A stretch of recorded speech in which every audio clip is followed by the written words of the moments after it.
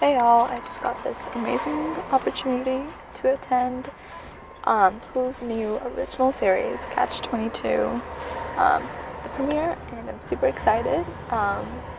Literally just found out like 2 days ago. I submitted my request for a ticket and now I'm heading there. Actually, it was really funny. They messaged me last night and they're like, oh, we upgraded your ticket to priority. And so that's dope, but I have to be there by 6:30 and there's a slight chance, only a slight chance I might make it, because of a bunch of mishaps and stupid stuff and class and everything. Life of a theater major. It's like, oh my god, your life must be so easy. I'm like, no, I'm in classes all day. It sucks. I mean, like for things like this, like I had to literally run out of one class, take a scooter, to my dorm, and then somehow quickly put on makeup, makeup, and change. I ended up doing my hair in the car, which is why it's super simple. And I curled it before, but then I took a scooter to my class, so it got all messed up in the wind. So we're just not freaking out here at all. But yeah, it's super cool. So Catch-22 is basically supposed to be this TV series. It's directed by George Clooney and stars him as well, I believe. And it's about there's about World War II soldiers who are like stuck in this Catch-22, where basically the phrase Catch-22 is like, from what I understand, there's like no good way out. Like if you do this, then you're stuck, but then if you do that, it's this thing. They'll probably tell us more information about it. So right outside the car, the Uber I was taking, there was a Hollywood tour bus, and he was telling them about this motel. So I wasn't really paying attention. I was trying to get some work done. But I just found it hilarious that these things exist, and like they're a thing. Like many companies do them, and I don't know. I just find it hilarious. I get why, but at the same time, I'm just kind of like, okay, cool, right. And I kind of just want to take one with like other people, so we can like A, make fun of it, and B, just for like also the Directors Guild. That's where that's the union for, I believe it's film directors. So if I end up becoming a film director, that's the union I need to join to protect. My parents were like, when I was telling them about unions, they didn't, I don't know if they've never had to deal with them. They were like, why do you need a union? I was like, for salary, so I'm like compensated correctly and also have workers protection. They were like, oh, okay. I was like, yeah, I need to join a union if I'm gonna be a theater artist, because people don't hire people who aren't union for the most part. So it was quite funny, the conversation I had. They were like, okay, go join a union. That's the conversations with most of my parents about my career now. They're like, okay, do what feels best. We have no idea what we're doing, so we'll just let you do what you do, which is great. Oh yeah, so Catch-22. Looked it up and I clarified. So basically, it's about, like I said, World War II soldiers who, like I said, he has to fly all his missions, a bunch of missions, otherwise the number of missions, he has to complete a certain amount of missions to end his service, and tries to serve, put himself up for more missions, then he can be considered insane and pulled from duty or something like that. And if he doesn't,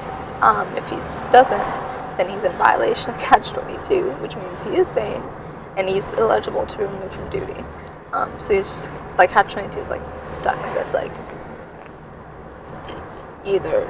you're stuck, you can't do anything. So yeah,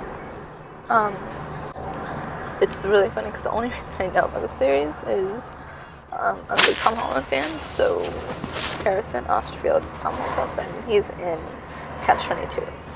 I don't know how many episodes. I think it's just one, but that's how I found out about it. And then when I saw this website was having premiere tickets, I was like, might as well go. George Clooney, Harrison Osterfield. He's not here, he's in England. Just like, yeah, might be a fun time. And I always love to go to premieres, so they're so much fun. I just saw guys riding on two scooters right past me. So yeah, so got online, got my ticket, got my wristband. Apparently the first 80 people got to go sit the red carpet, so clearly I'm not the first 80 people. But he was fine. It was expected. I mean, literally I was getting so close when class ended at like 4:40. So I had to stay back and help. So it was living here. Literally saw a guy with like her shirt and this like casual wear the tickets, and they were like, oh, get rejected, you don't have the right attire. Wait, is that really what you wore? So then I'm kind of better because I could have just left straight from where I was if I'd known for the attire. I mean, I wouldn't want to, but I could have if I wanted to, but I didn't. Hi. Yeah. Yeah. So I got my ticket, just waiting in line. Yeah. They did ask us to win.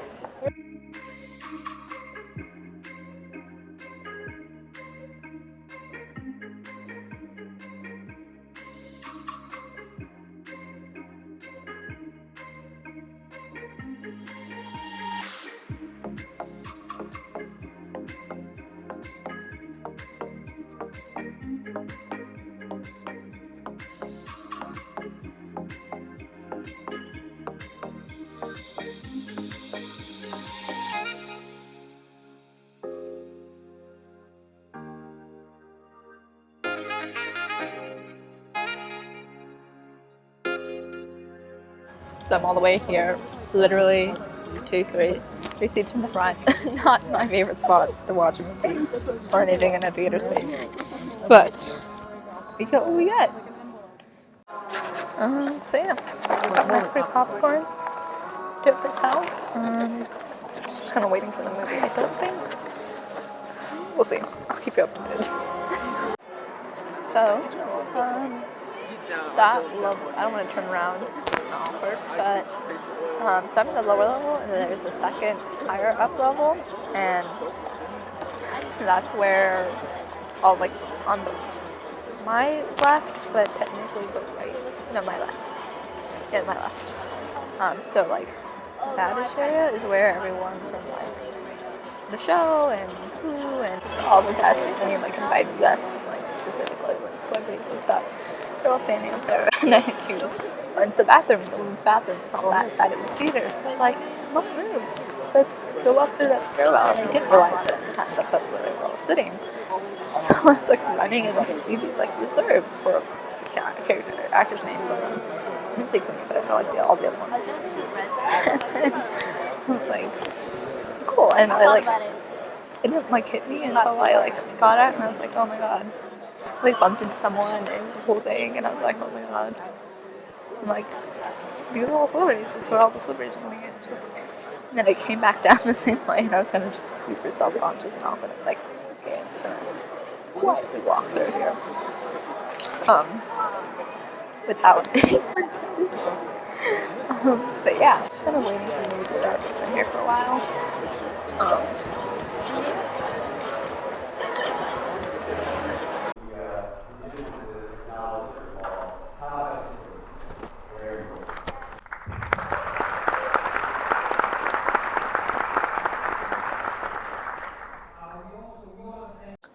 So hey y'all, I am back from the premiere.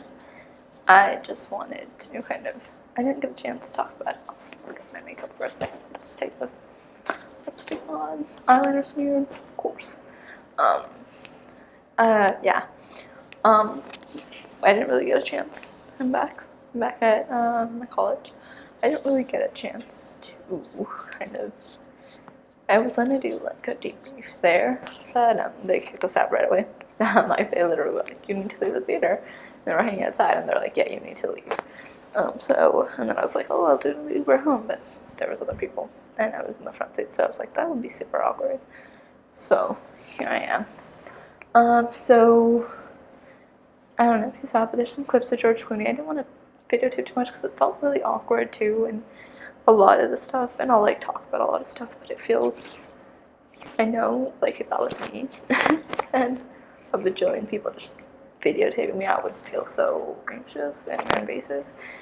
So some of the things I'm talking about, that's why I don't have pictures or stuff like that. Just because I have some for George Clooney, there's some other stuff that I didn't get a picture of just because I wasn't at time, A, and B, I didn't want to because that felt like a little weird.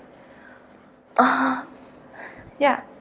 So this is spoilers for Catch-22. If I don't think I'll spoil anything. I'll just talk about it generally, but in case. If you really want to watch the movie and this thing, just be careful. We'll go back and probably edit out any spoilers, but still. So we saw 2 episodes. We saw the first one and we saw the last one. I think we saw the last one, I want to say, because it very much did seem like the last one. It might have been the last one of the season, but it was the first and the 6th episode, and it's a miniseries, so I don't anticipate they would have more episodes, but I can, like, go back and do some more research, and I'll put a correction in here, if there was. But, yeah, so we saw the first and 6th episode. They were both amazing, both really, really well done. In terms of storytelling, just theater-wise, I've gotten a lot more, like, picking out clues and stuff like that, and I was just, like, for me, there was a lot of great storytelling going on, especially to the costumes. Loves great storytelling going on, framing of shots, costumes, set, the whole shebang. Really, really good job, I think. And yeah, so it was really weird is they showed us the first episode. And then they showed us like a bunch of clips from like the 2nd to 5th episode, which were like just basically summarized the story for us. And then we saw the 6th episode. The person I was looking for, Tom Holland's best friend, Harrison Osterfield, shout out to him. He was in the 6th episode, kind of spoilerish. That was where his main part was. Completely loved him in that role. Thought he was amazing, and definitely saw his acting chops there, which is so sad because he tends to get overshadowed by his best friend, Spider-Man. So yeah, and then all the other characters, I don't know anyone else's names. George Clooney was great because I know George Clooney. He was great. Fantastic. All the cast was really, really good from what I saw. We didn't get to see everyone. It was mainly focused on, I think the book jumps around, but it was mainly focused on Yo-Yo. That's how I remember him, Yo-Yo. I cannot say his full name, and I'm not going to try. He was the actor who played him did a fantastic job, a really, really great job of just kind of capturing all the emotions someone in his position would be. So the basic premise, if I'm going to explain it a little bit clearly now, the basic premise of the entire thing is that they are off at war. It's World War II, and he's part of the Air Force based in Italy, and they have to do a certain amount of missions in order to get discharged. So there's a certain amount of missions to get discharged, and then so originally I think the number is 25, but then throughout the show, throughout the episode at least, and throughout the show, we see that number increasing, and all he wants to do is go home. So he's like, for him, his dream keeps slipping out fast. And the Catch-22 part of it is the fact that at some point in the first episode, spoilers. I mean, it's not really spoilers because it's basically the end of the book. But like, at some point he asks to be grounded and pick under causes of insanity, and then the doctor tells him I can't do that because of Catch-22. Because anyone who is sane enough, anyone who refuses to fly on these missions, these like, not death-defying, but kind of like, these missions where death is almost certain. It's not almost certain, but it's there. It's like, you have a better chance of dying. Anyone who wants to get grounded from those missions, has to get grounded, is considered sane. And anyone who wants to go on these missions are considered crazy, because not a crazy person would not go out there and risk themselves to die constantly on a constant basis. And the only way the doctor can ground someone under causes of insanity is if they ask him to ground him in case under cases of insanity, but then he can't ground them because them asking that he to ground him is considered they are considered sane. So so basically there's no way he can get out. Literally, like they're all over the theater. I don't know if you know, like there's only no way out. That's kind of the whole sentiment of this show, and it's the kind of motif. And like if there was a theme per se, like a one sentence theme, that would be probably the one that there is no way out of this, out of war, from what I understand. And so yeah, so yeah, we watched those things. I ate a lot of popcorn, had a dope time, and then we were exiting the theater. We were heading through the lobby, and I didn't see this one actually get out, but because it was by a different entrance. But when we were exiting, I saw the handprints of Robert Downey Jr. and Scarlett Johansson for their handprint ceremony in front of the Chinese Grand Theater. It's like in a case right now. I'm guessing they have to like do some stuff and put it out or whatever. So yeah, I took a couple pictures of that. I'll try and insert them right here.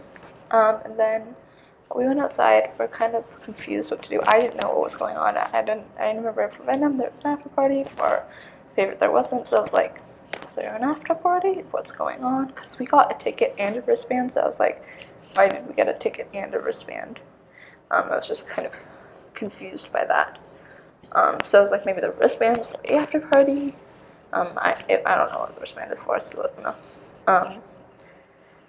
So yeah, we get the wristband and all that fun stuff, and then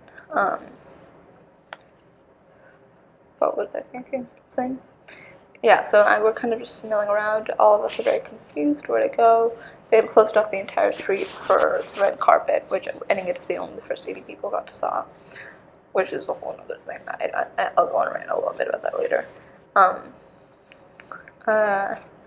But yeah, so we were kind of like, okay, what do you want us to do now? Because there was cars coming up, but we didn't know how to exit. And then, so then one of the first people to exit actually was Karen Gilligan, Nebula, Avengers, and or if you know her from Jumanji, she's like the girl who's like super self-conscious and stuff like that. Very relatable. So yeah, I saw her. I did not manage. People were taking pictures, and I did not manage to get a picture with her because she kind of was just like weird. People were like, "Oh my god, we loved you in Adventures Game," and I was like, "Ooh, what? Where?" And then I looked up, and then I saw her. I didn't know she was there. I was just like, okay, very overwhelmed, very confused. And then she left, and I was like, great. But also, I didn't want to take a picture. If I wanted to take a picture, I wanted to take a picture with me and her. I felt like it would have been super invasive to just snap pictures of her walking to her car. Yeah. So that's the one thing I didn't get a picture of that I was talking about earlier. But yeah, then I head out, and here I am, back at my dorm. I was finding it very funny, but I saw Catch-22 billboard on the way out. But I think that is it. If you think of anything else, I'll let you know. But that is it for today. Have a nice day. Good night, wherever you are. See you soon.